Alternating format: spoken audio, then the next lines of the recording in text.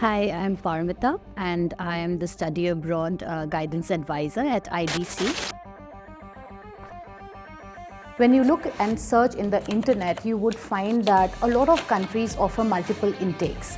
You have spring intake, summer intake, winter intake. But when you're applying as an international student, it's very important for you to understand which is the right intake for you. As a study abroad advisor with iDreamCareer, I always prefer a student should go for the major intake, especially when you are an undergrad student.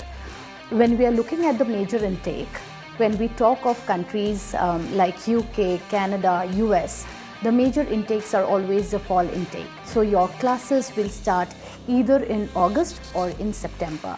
But when we are talking of countries which are in the southern hemisphere, for example, Australia, New Zealand, make sure that you understand what are the major intakes there.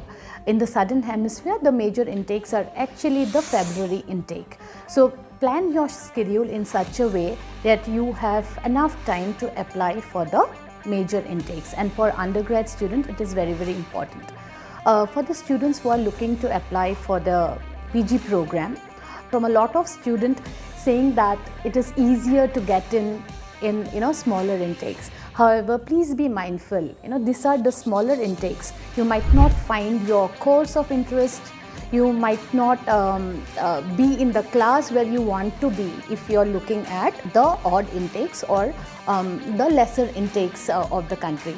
So if a student is already prepared and for certain reasons misses the fall intake, you can do a little weighing of the pros and cons and then go for the spring intake. I'll just give you a small example here.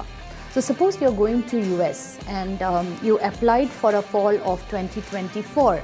Unfortunately, there were few dream universities where you missed the deadline probably. So for those universities, you can apply for spring of the next year, say spring of 2025.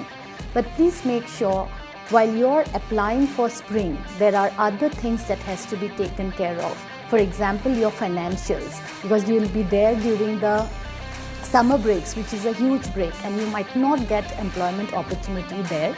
So, you'll have to have your finances ready even for the summer break. For more queries like that, please do subscribe to iDreamCareer's YouTube channel. We would come up with a lot of tips and tricks for you to make your study abroad journey better.